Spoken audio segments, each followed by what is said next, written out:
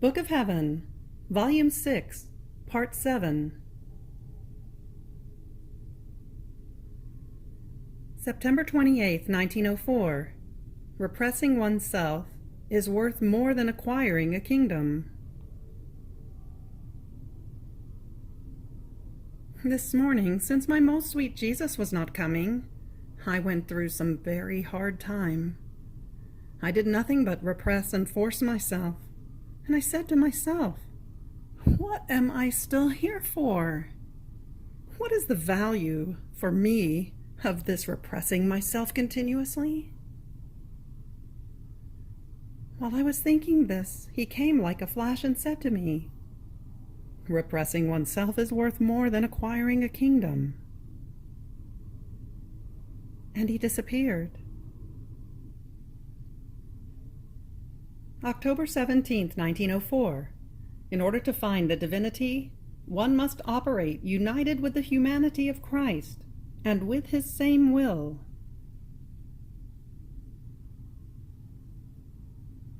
Continuing in my usual state, Blessed Jesus came for just a little and told me, my daughter, it is necessary to operate through the veil of the humanity of Christ in order to find the divinity.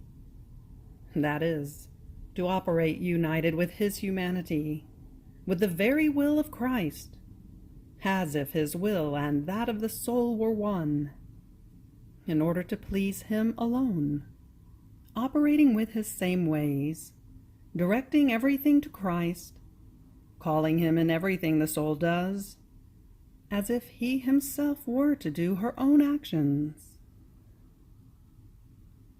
By doing this, the soul finds herself in a continuous contact with God. In fact, for Christ, his humanity was nothing other than a sort of veil that covered the divinity. Therefore, by operating in the midst of these veils, she already finds herself with God. One who does not want to operate through his most holy humanity and wants to find Christ is like one who wants to find the fruit without finding the skin. It is impossible. October 20th, 1904. She sees priests biting one another. This morning I found myself outside of myself in the middle of a road on which there were many little dogs biting one another. And at the head of this road there was a religious who could see them biting. He could hear them and was troubled, seeing things with natural sight. While they were talking about deepening and scrutinizing things well and without a supernatural light that would allow them to know the truth. In the meantime, I heard a voice say, "These are all priests who are biting one another." It seemed that that religious was a visitor who, as he saw the priests biting, lacked divine assistance. October 25th, 1904. The word means manifestation, communication, divine union with the human. If the word had not taken flesh, there would have been no other means to be able to unite God and man. Continuing in my usual state, after I struggled very much, he came. As soon as I saw him, I said, "The Word was made flesh and dwelt among us." And blessed Jesus added, "The Verbum took flesh, but did not remain flesh. He remained as he was." And just as the Verbum means word, and there is nothing that has more influence than the word means manifestation, communication, divine union with the human. So if the word had not taken flesh, there would have been no other means to be able to unite God and man. Having said this, he disappeared. October 27th, 1904. Luisa remains without suffering to form a little void for justice, so that it may chastise the people. While in my usual state, I was very agitated, not only because of the almost total privation of my only and sole good, but also because, finding myself outside of myself, I saw how people were going to kill one another like many dogs, as if Italy was going to be involved in a war with other nations. I saw many soldiers departing, crowds upon crowds, and as those would be claimed victims, yet more would be called. Who can say how oppressed I felt, more so since I felt almost without sufferings? So I lamented, saying to myself, "Why live? Jesus does not come. Suffering is lacking. My dearest and most inseparable companions, Jesus and suffering, have left me, and yet I live." I thought that without both of them I would not be able to live. So inseparable were they from me. And yet, I still live. Oh God, what a change! What a painful point! What an unspeakable torment! What an unheard of cruelty! You have left other souls without you, but never without suffering. To no one have you given this affront, so ignominious. Only for me alone was this slap prepared, so terrible. I alone deserved this chastisement, so unbearable. But just chastisement for my sins, or rather, I deserved something worse. At that moment he came like a flash, telling me imposingly, "What is the matter with you speaking like this? My will is enough for you in everything. It would be a chastisement if I put you out of the divine sphere, and I caused the food of my will to be lacking to you, that I want you to cherish and esteem above everything. Besides, it is necessary that you remain without suffering for some time, in order to form a little void for justice, so that it may chastise the people." October 29th, 1904. The chain of graces is linked to persevering works. All evils are enclosed in lack of perseverance. After I struggled very much, blessed Jesus came for just a little and told me, "My daughter, when the soul disposes herself to do some good, be it even saying one Hail Mary, grace concurs in doing that good. So if the soul is not persevering in doing that good, it shows with clarity that she has no esteem or consideration for the gift received, and she makes fun of grace itself. How many evils are enclosed in this way of operating!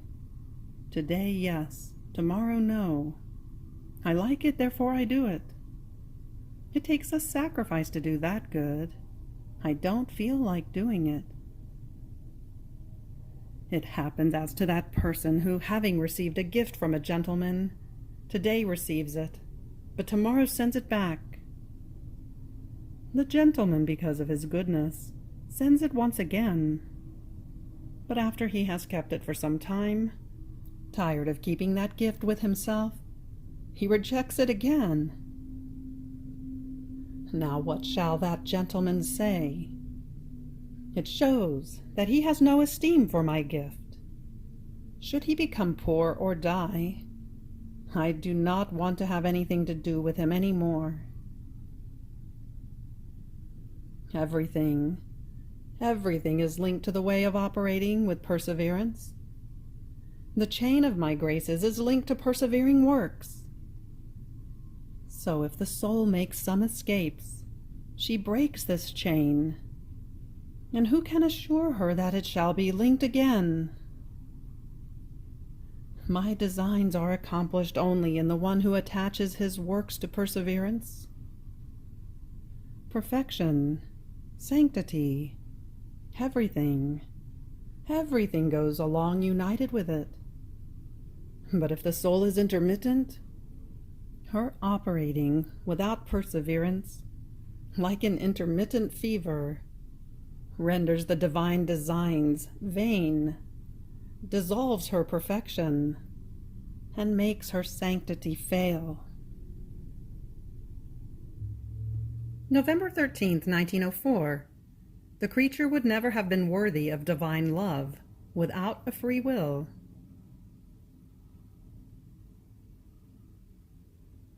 As I continue in my usual state, my bitternesses keep increasing more and more because of the almost total privations and silence of my most holy and only good.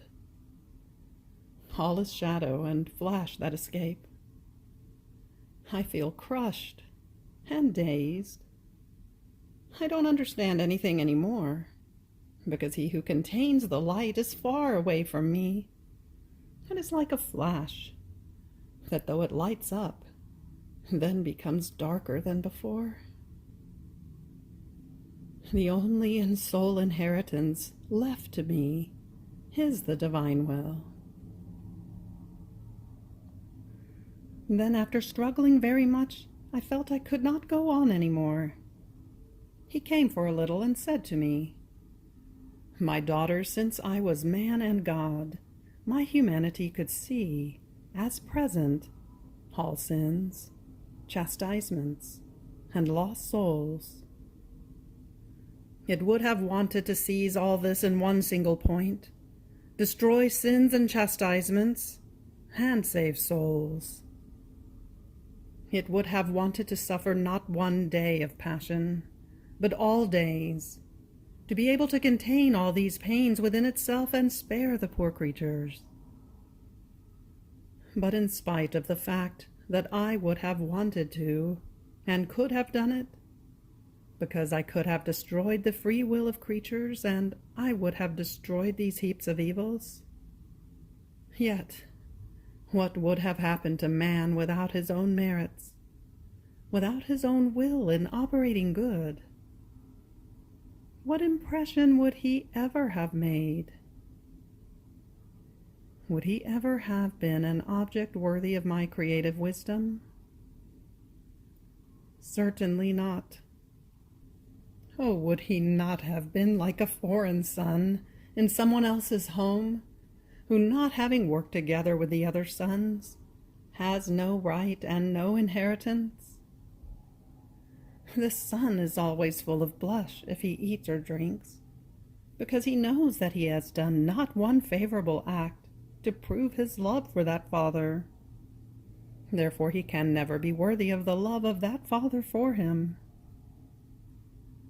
So the creature would never have been worthy of divine love without a free will.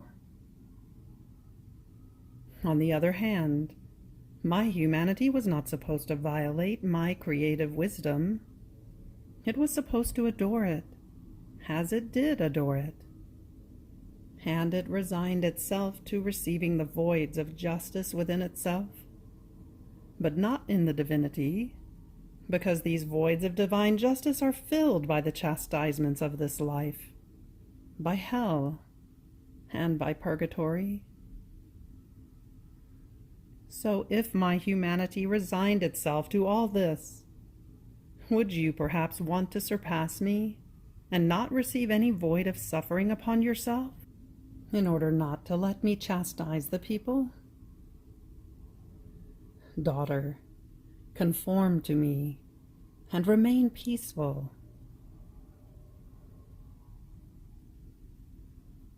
November 17th, 1904. How the soul can be food for Jesus.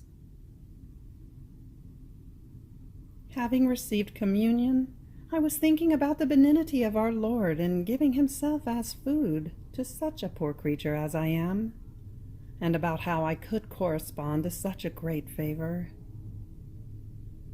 While I was thinking of this, blessed Jesus told me, "My daughter, just as I make myself food for the creature, so can the creature make herself my food, converting all of her interior into nourishment for me, in such a way that her thoughts, affections, desires, inclinations, heartbeats, sighs, love, everything should tend toward me. And I, on seeing the true fruit of my food, that is to divinize the soul and convert everything within myself, would come to nourish myself with the soul, that is, with her thoughts, with her love, and with all the rest. In this way the soul could say to me, 'Just as you have reached the point of making yourself my food, and of giving me everything, I too have made myself your food. There is nothing left to give you, because everything I am is all yours.' In the meantime, I understood the enormous ingratitude of creatures, because while Jesus deigns to reach such excess of love as to make himself our food, we then deny him his food and cause him to remain on an empty stomach. November 18th, 1904. The heaven of Jesus on earth is the souls who give a dwelling to his divinity. As I was in my usual state, my adorable Jesus came for just a little and told me, "My daughter, when I came upon earth, my heaven was my humanity. And just as in the heavens one can see the multitude of the stars, the sun, the moon, the planets, and vastness, all placed in good order, image of the heavens that exist up above, in which everything is orderly. In the same way, my humanity, that was my heaven, was to make the order of the divinity dwelling inside shine forth, that is, virtues, power, grace, wisdom, and the like. Now, when the heaven of my humanity ascended into heaven after my resurrection, my heaven upon earth was to continue to exist, and it is the souls who give a dwelling to my divinity. Dwelling in them, I form my heaven, and from them also do I make the order of the virtues contained inside shine forth. What honor for the creature to lend a heaven to her Creator! But oh, how many deny it to me. And you? Would you not want to be my heaven? Tell me you would. And I, Lord, I want nothing but to be recognized in your blood, in your wounds, in your humanity, in your virtues. In this alone I would want to be recognized, so as to be your heaven, and to be unrecognized by all. He seemed to approve of my proposal, and he disappeared. November 24th, 1904. In order to give and to receive, it takes union of wills. Being all afflicted and oppressed, and seeing good Jesus dripping blood, I said, "Blessed Lord, what about me? Don't you want to give me at least one drop of blood as remedy for all my evils?" And he said to me, "My daughter, in order to give, it takes the will of the one who must give, and the will of the one who must receive.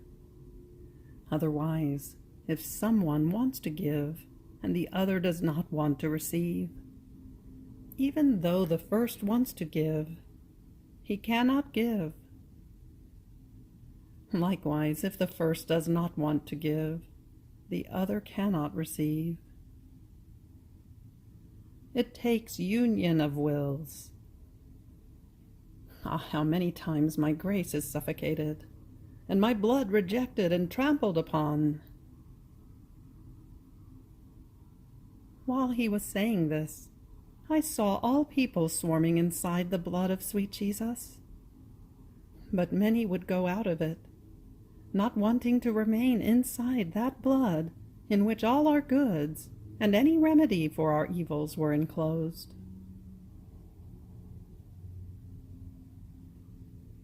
November 29th, 1904.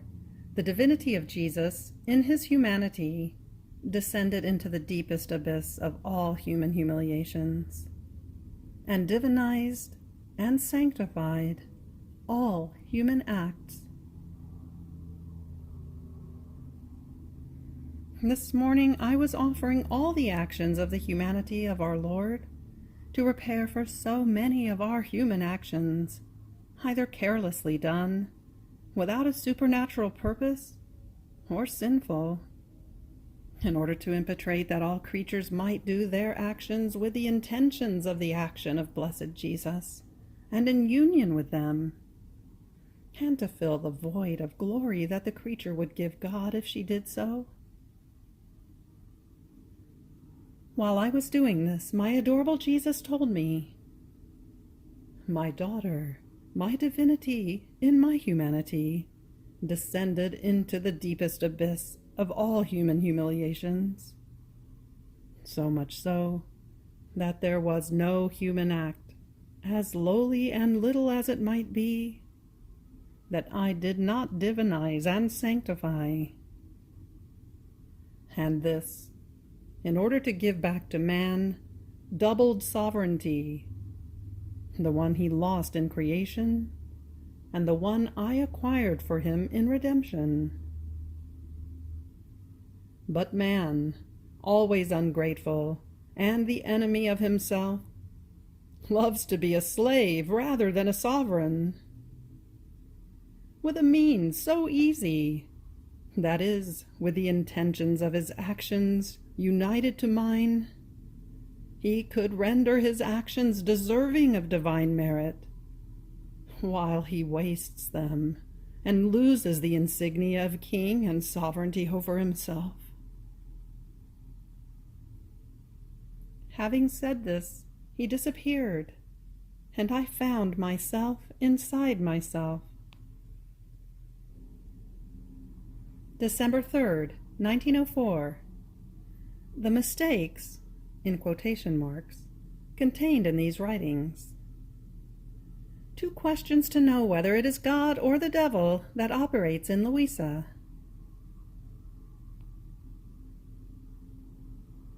Continuing in my usual state, I found myself outside of myself, cast to the ground, before the sun, whose rays penetrated through the whole of me, inside and out, leaving me as though enchanted. After much time, tired of that position, I began to crawl on the ground, for I did not have the strength to get up and walk. Then, after I struggled very much, a virgin came, who took me by the hand and led me inside a room, on a bed, in which there was baby Jesus placidly sleeping. Content for having found him, I placed myself near him, but without waking him up. After some time, as he woke up, he began to stroll on the bed, and I, fearing that he might disappear, said, "Pretty little one of my heart, you know that you are my life. Oh, please, do not leave me. And he, let us establish how many times I must come. And I, my only good, what are you saying?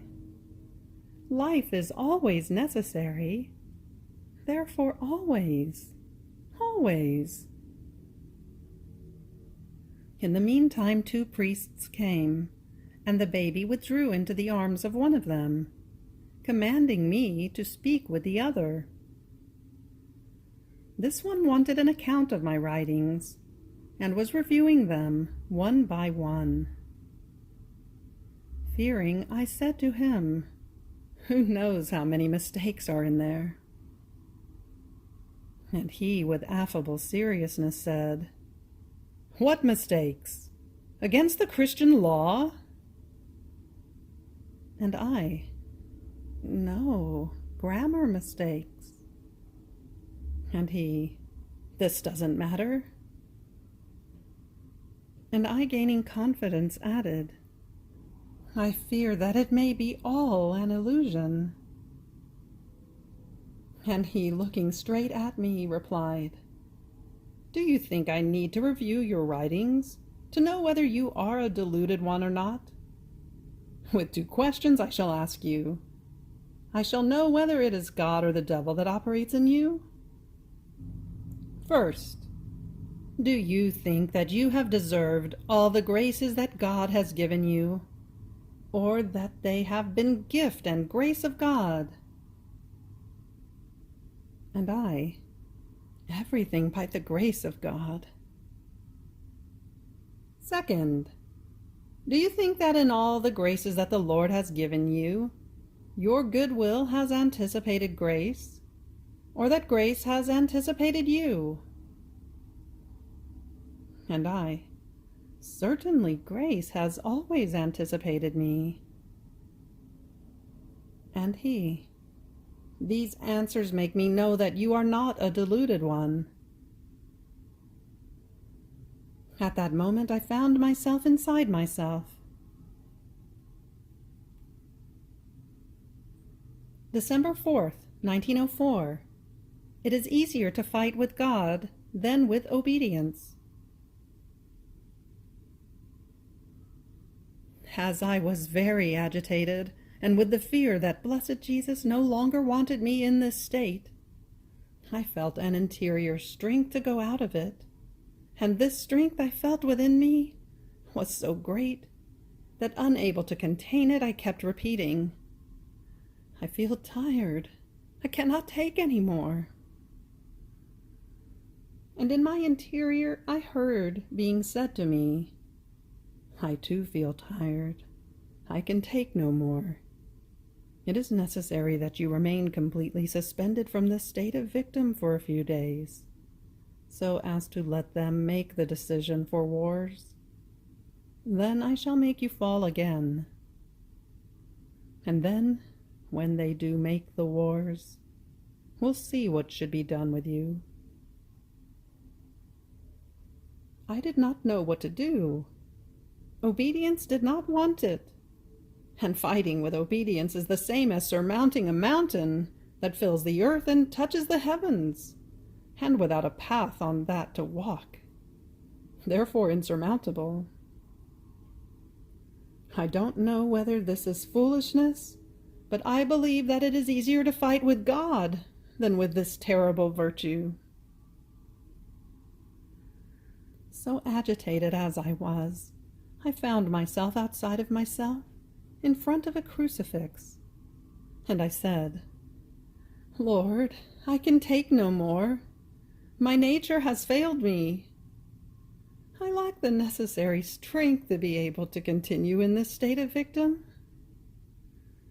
If you want me to continue, give me the strength. Otherwise I quit." While I was saying this, a fountain of blood gushed out from that crucifix toward heaven, and falling back over the earth it converted into fire. Several virgins were saying, "For France, Italy, Austria, and England. And they were mentioning other nations, but I did not understand well. Most grave wars are prepared, civil and governmental. On hearing this, I became all frightened, and I found myself inside myself. I myself could not decide what I should follow, whether the interior strength that pushed me to go out of the state of victim, or the strength of obedience that pushed me to stay. Both of them were strong and powerful over my weak and poor being. So far, it seems that obedience prevails, though with difficulty, and I do not know where I shall end up. You have reached the end of the Book of Heaven, Volume 6, Part 7. Fiat.